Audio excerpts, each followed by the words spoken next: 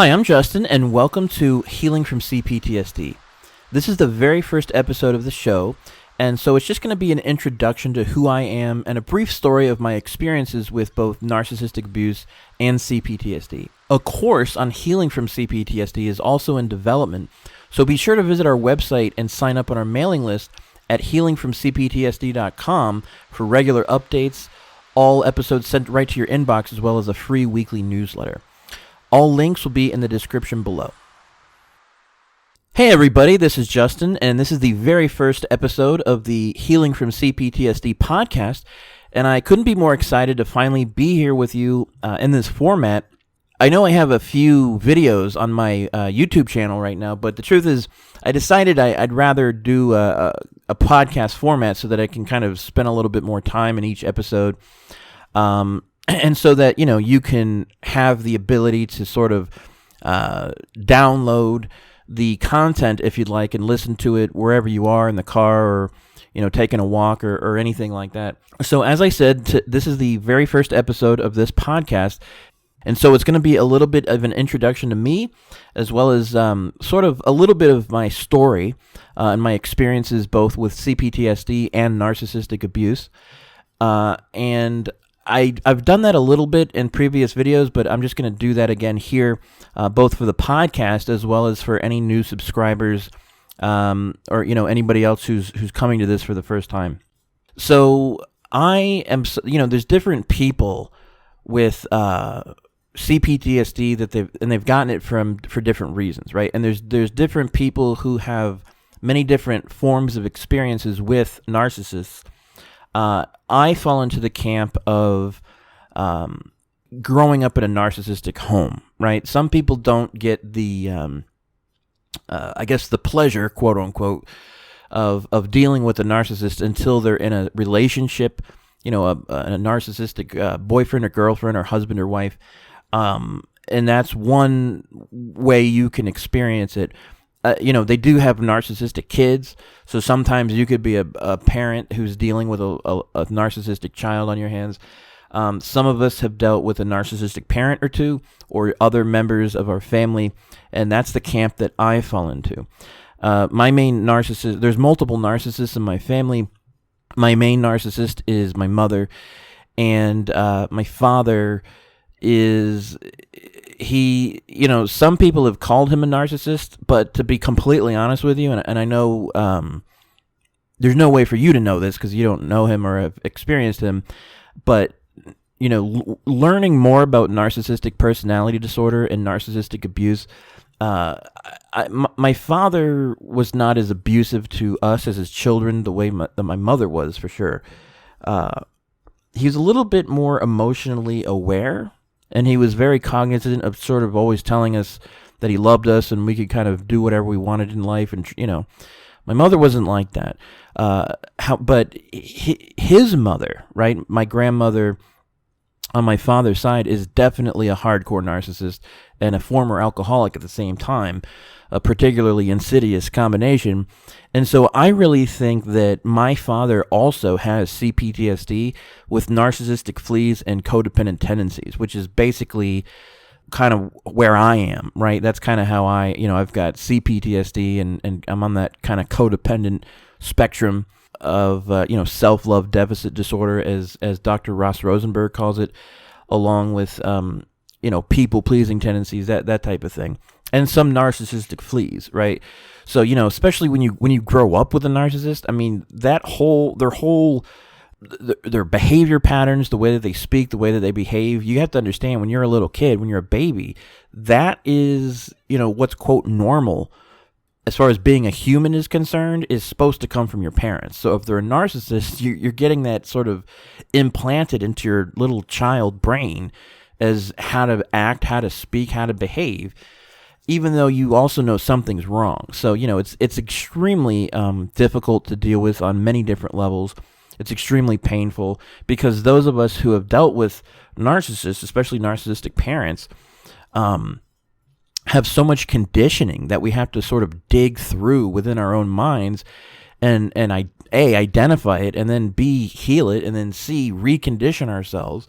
And frankly, there's not that much help for it. So So going back to my main story, my parents fought a lot. There's a lot of yelling and screaming and fighting and violence in the form of breaking things, throwing things. I just grew up in a very chaotic, unstable home, and it wasn't safe. Sort of emotional. I mean, we weren't under like physical assault. There wasn't. There was some physical abuse from my mother, but there never was from my father. There was nothing sexual going on. It was mostly just emotional and psychological, distress and anxiety and abuse that was happening. And, I was always told that it was my father was the main problem. And unfortunately, those of us who are familiar with the dynamics of narcissistic personality disorder and narcissistic abuse, and CPTSD, we understand there's something called reactive abuse, right? Where it's basically like the narcissist is abusing you and pushing you around and taunting you, and the ideal is don't react, right? But we're all human, and especially when you're a kid. I mean, there comes a point where you don't know what else to do, but say something back or snap back or react or like, hey, stop it, or whatever. And as far as I'm concerned, yeah. Gray rock and non-reactivity is ideal, at like the highest ideal. But I mean, my God, we're it's like you're dealing with a bully in school, right? I mean, there comes a point where, you do everything you can. You try to tell other people, right? In the case of dealing with narcissistic abuse, most people, pretty much everyone for me, didn't even believe me, right? So you go through the list of everything you're, quote, supposed to do to handle the situation in a peaceful and rational way. But none of it ever works. Right? You try to be polite, you try to be respectful to the narcissist. Hey, leave me alone, or stop it, or or you try to tell someone else. No, So what are you supposed to do? You're just kind of left out there on your own to do the best that you can, and that's definitely been my experience and what I've had to do.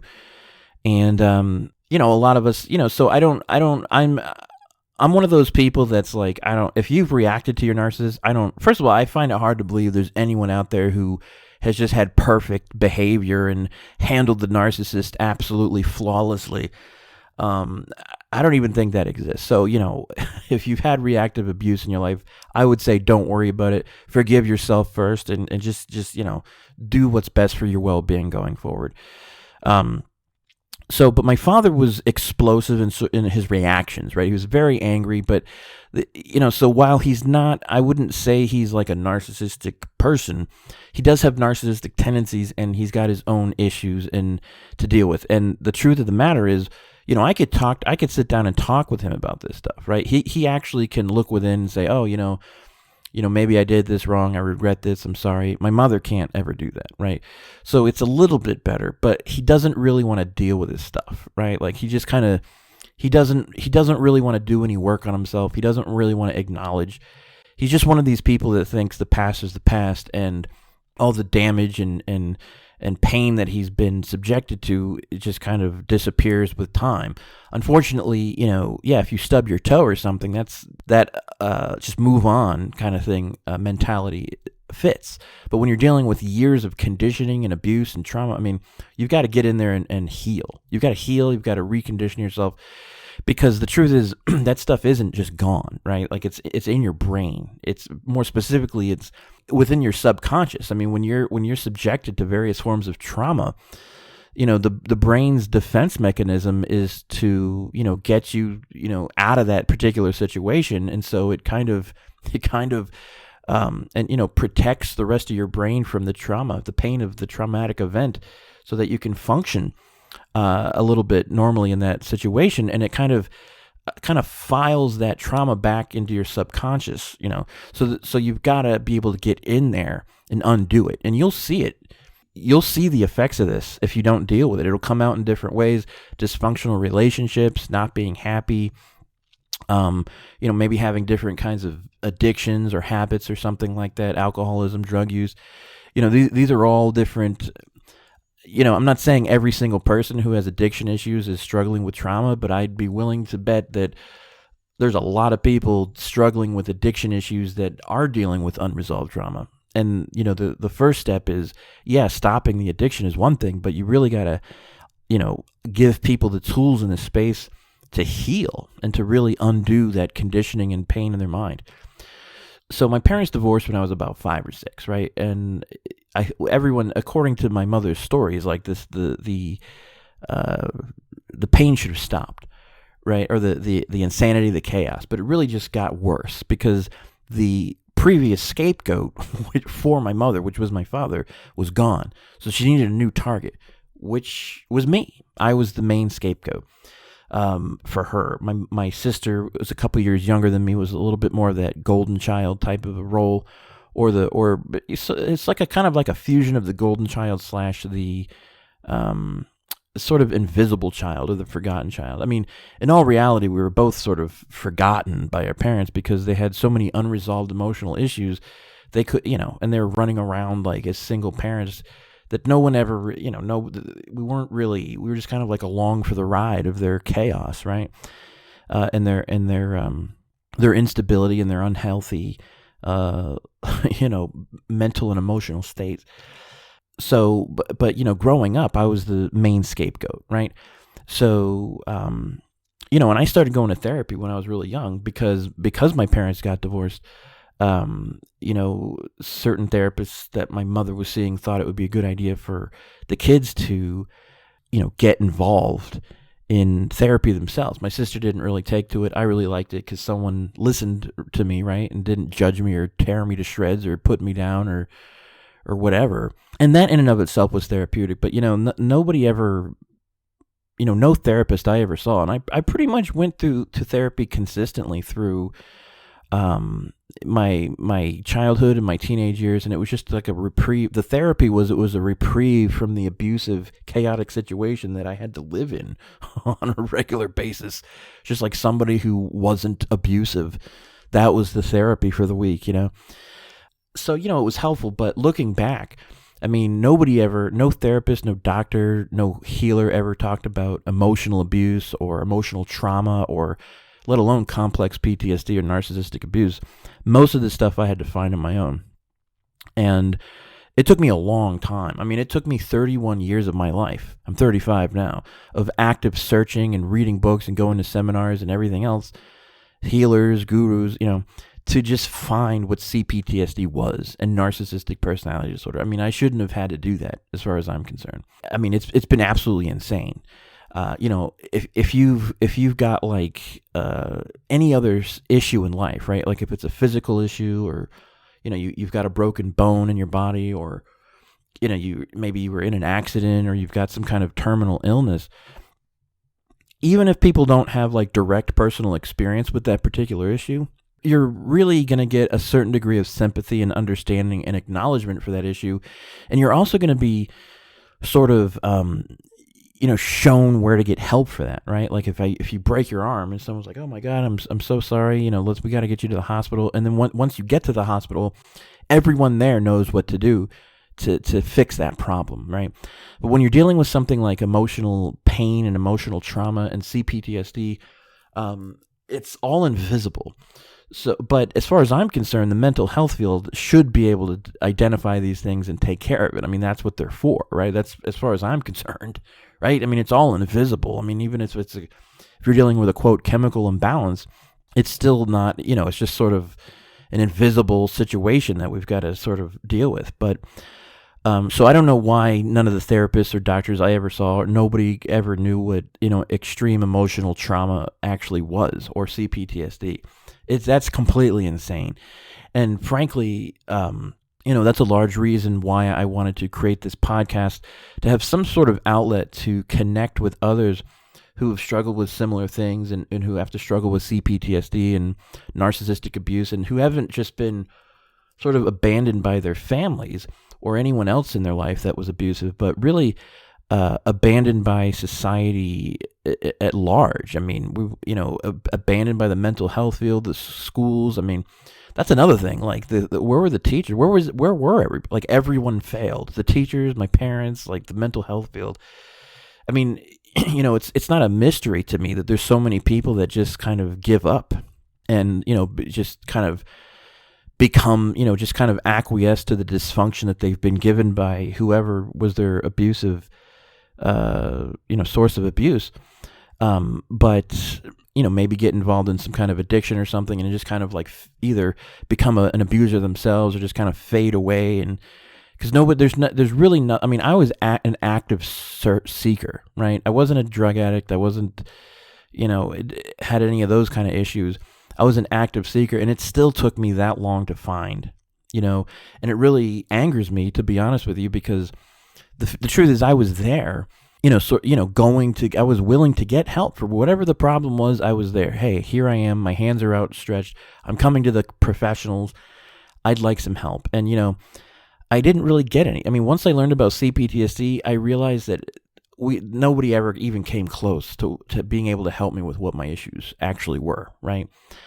Some therapists, I remember I had this one doctor who was a nice lady and everything, but it got to the point where she just kind of like was sort of like belittling and shaming me and trying to like turn everything back around on me by saying like, well, you've got to take responsibility for yourself.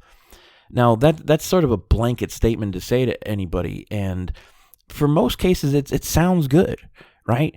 But the truth is, in that particular situation, of dealing with something like CPTSD or some kind of emotional trauma, because I was having and I'm still having a significant problem functioning in day-to-day life, school, jobs, relationships, the whole 9 yards. And so, the truth is like, so if she said that in front of a live studio audience, people would probably clap and say, yeah.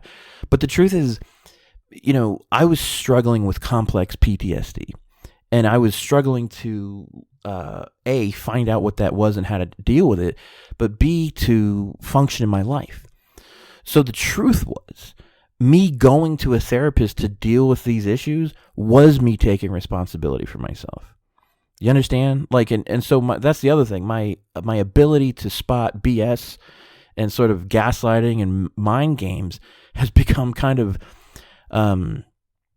advanced, I guess, because of having to deal with so much gaslighting and BS from my narcissistic people, and having to constantly sort of battle against this false narrative that they're, it's like, some in cults, they try to brainwash people. That's what goes on in a narcissistic family too. Certain events, certain ways things happened or didn't happen, they yell and scream and try to pound into your head their narrative of the way things are. Unfortunately, not everybody is as easily brainwashed as others, and I fall into that category, which is why I'm the black sheep and the scapegoat fundamentally, because I don't tolerate the crap. I don't go along with the BS and the abuse.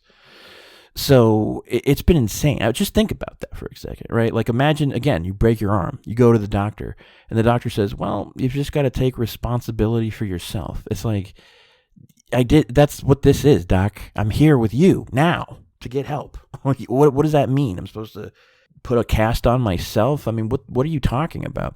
So going back to that particular psychologist, the fact was she didn't know what to do. She didn't know how to help me. She didn't have the expertise to help me. And instead of having the professionalism and frankly the maturity to say, I don't really know what's going on with you, maybe we can refer you to somebody who can help you, she just tried to turn it around like, oh, there's just got to be something wrong there was something wrong with me, but we've got to heal it, and you're not diagnosing the issue. So, I'm not here, I'm not a heroin addict. I'm having some trouble. I'm here to see you, and you're not helping me. So that's a kind of that's the other side of the coin of the complexity and the pain and the frustration I've had to go through of dealing with CPTSD and really the fallout. Going through narcissistic abuse is a certain level of hell in and of itself. But then there's the other side to that, which is trying to function in life, in relationships, jobs, whatever, dealing with, trauma, and specifically relational trauma, emotional flashbacks, toxic shame, really high levels of social anxiety, and a bunch of people that don't know what it's like. You're on fire and no one can see it because it's invisible flames, and you're trying to get help from people and nobody can, which for your everyday person, okay, fine, I give them a pass because they're not a professional mental health professional, right? But for all those people with master's degrees and doctorate who specifically, went to school for mental health, and I don't get it. This whole thing is absolutely insane. I mean, just so sometimes I think to myself, like, how bad is narcissistic abuse, like on a scale of 1 to 10. 1 being everything's amazing, 10 being this is the worst thing in the world, the worst human experience. I consistently put it at like an 8 or 9 because there's certain things out there that are that go even beyond narcissistic abuse as far as insanity goes, like SRA and stuff like that.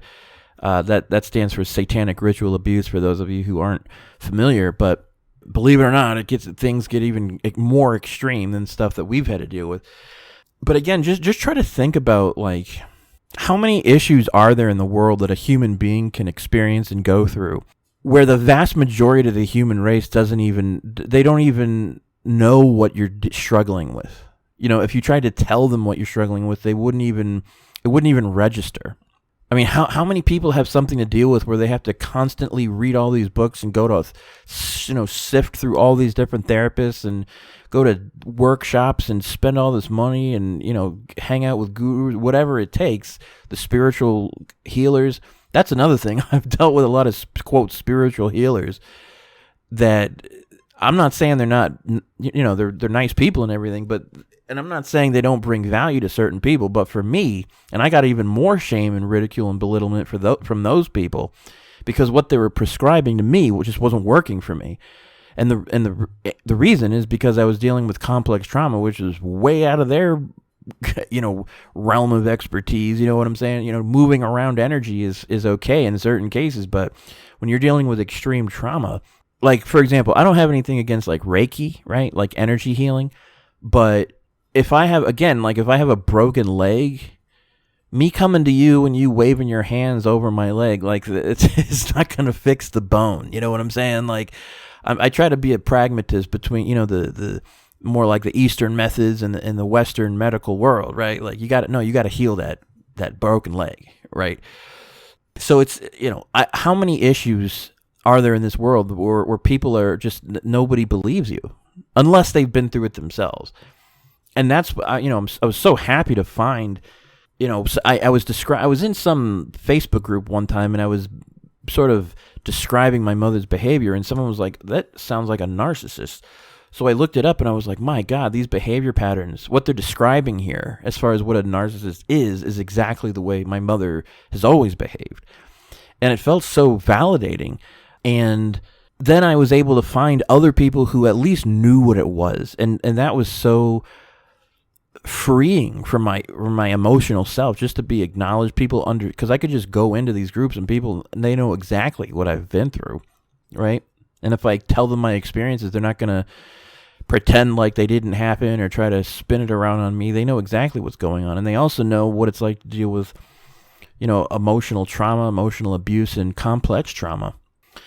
So that was very helpful. But we still, there's Facebook groups out there, which I've created one as well, as a support group for people who deal with CPTSD called Healing from CPTSD. And it all kind of ties together. There's the website, Healing from CPTSD. We've got a Facebook group for support. I got a Twitter. I'm putting this podcast on YouTube as well. And I'm just trying to create like a community as well as a place for information and resources for those who are struggling with CPTSD, or maybe even those who are struggling and don't even realize it yet. Those who are just new to this stuff. So kind of fast forwarding here. So, it was great to meet people that understood this stuff and sort of what I was going through, but I still was finding that there weren't many outlets for healing and for real resources for really what to do about it. Some people have done some good work, like Meredith Miller with Inner Integration. I'm sure you're familiar with her if you have been kind of listening to YouTube videos and different podcasts about narcissistic abuse and CPTSD. She's really good. There's the Little Shaman, there's Dr. Ramani and Dr. Ross Rosenberg, but even then, there's not a heck of, I really wanted something like, okay, this is what you're dealing with. Here's a program to help you get through it. And Meredith Miller does do, she has a course, but it's, it's kind of, it's long, it's in depth, it's kind of cumbersome. It's helpful, but I wanted to create something as well, which is also what this site and channel is about. And so, because you got to understand, like my personal journey, I was dealing with CPTSD and narcissistic abuse all my life, but my main journey started out with being interested in things like personal development and spirituality. So I learned a lot of different techniques, meditation techniques, healing techniques, different methods for, bettering oneself in different areas of your life.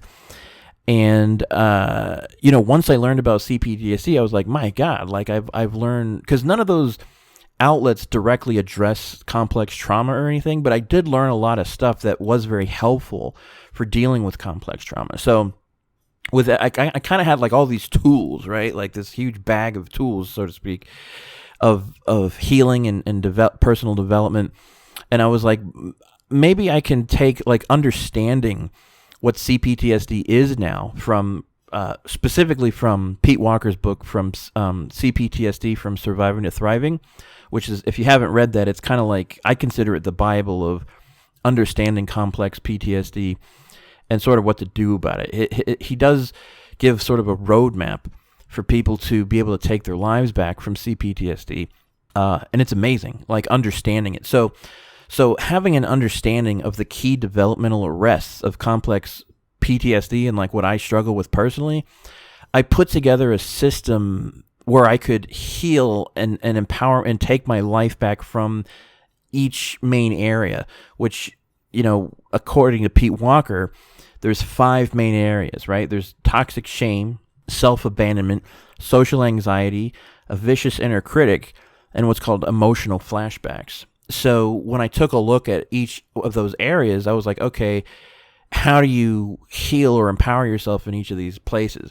And I took what I learned in these various different places, including meditation and stuff, and personal development workshops and inner child workshops, and I put something together to help myself heal and recondition myself. It's like healing the trauma and the pain is one thing, but you've also got to retrain and recondition and relearn things that you never learned. And so I put something together for myself, and it's worked wonders for me.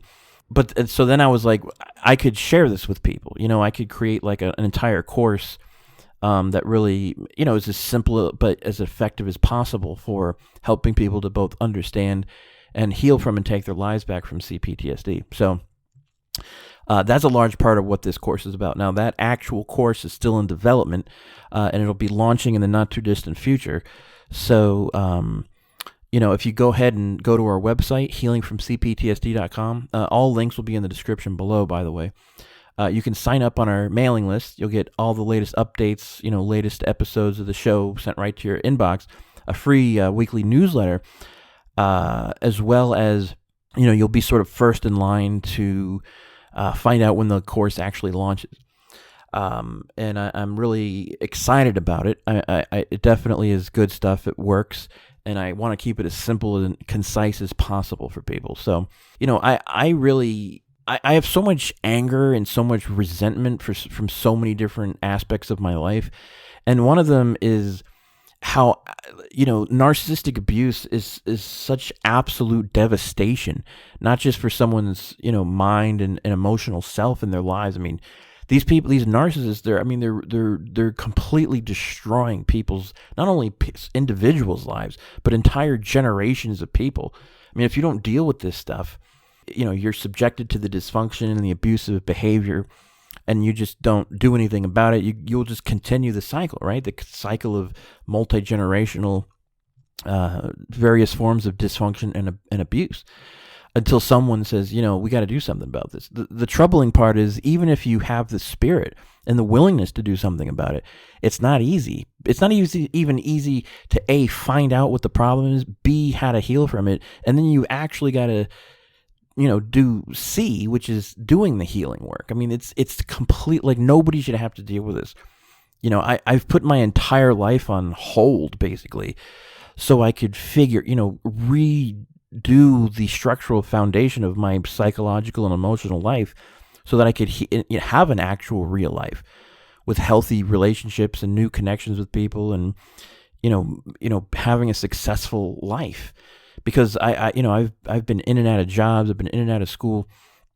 Everything has been so difficult for me to function with, and it's all been because of the CPTSD.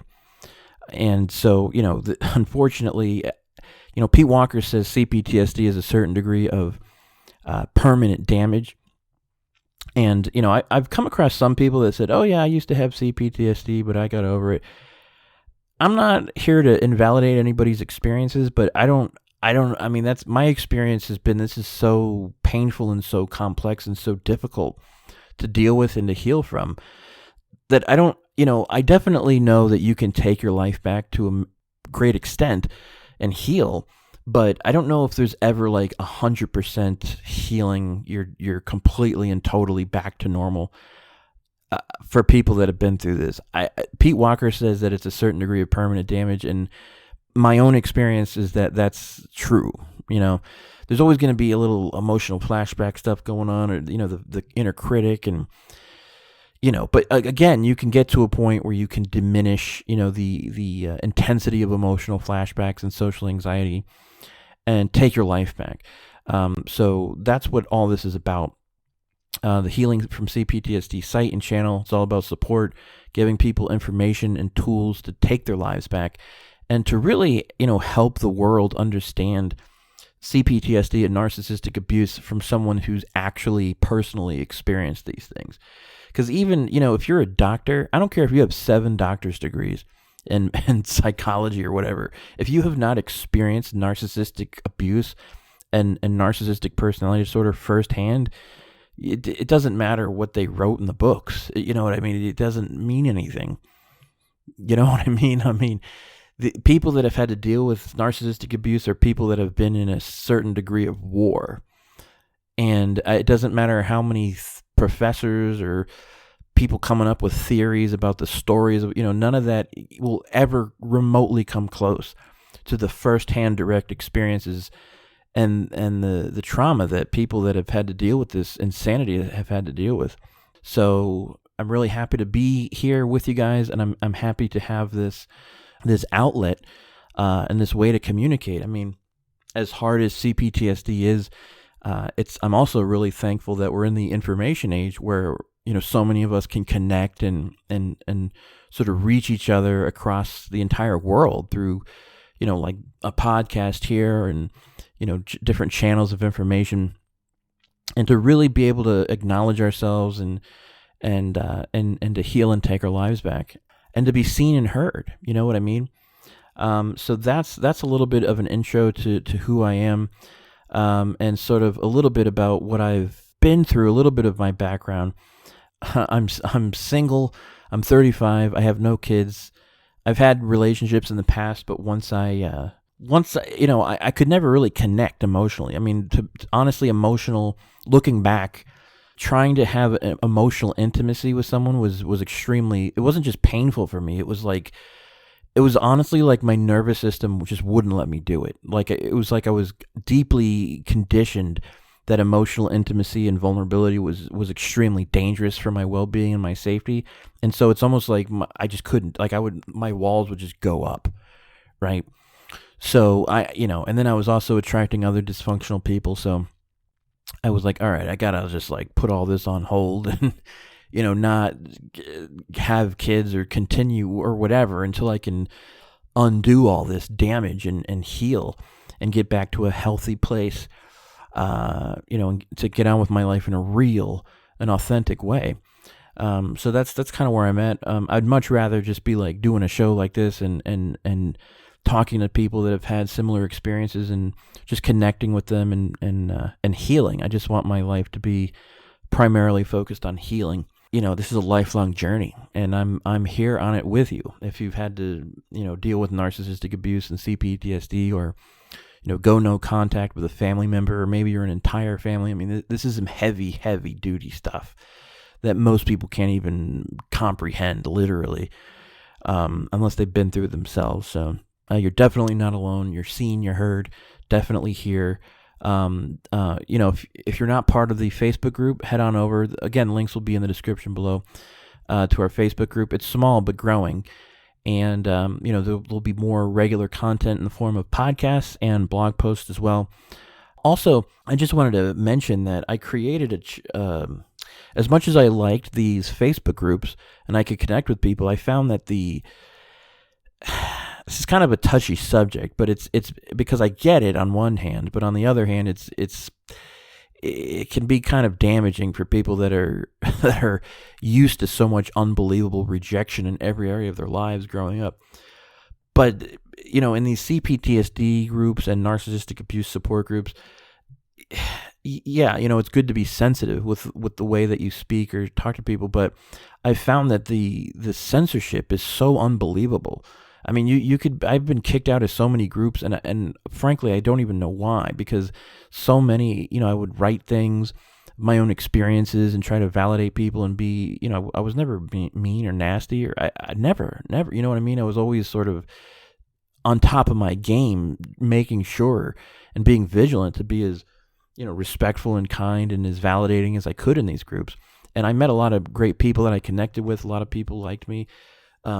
But it's like I guess all it takes is one person to say something, and then you can get booted. I don't know if it's because I'm a male and a lot of women they just think all narcissists are males or something. So, long story short, I decided to create my own, because that's not good for me. You know what I mean? Like to be rejected and to not know why from the very people that should understand.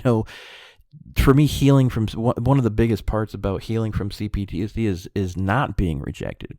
So I created my own group and my own sort of outlet, so that I'll, in the group, for example, I'll be, if somebody gets really abusive or out of hand, obviously that's one thing. But there's going to be very little censorship. I mean, people need to be able to talk and speak freely and not have to feel like they're walking around on eggshells, because that's how we've grown up anyway, So I wanted a place where people could feel safe to speak. And I think there's a lot of people in these groups that never say anything because they're too afraid to speak up.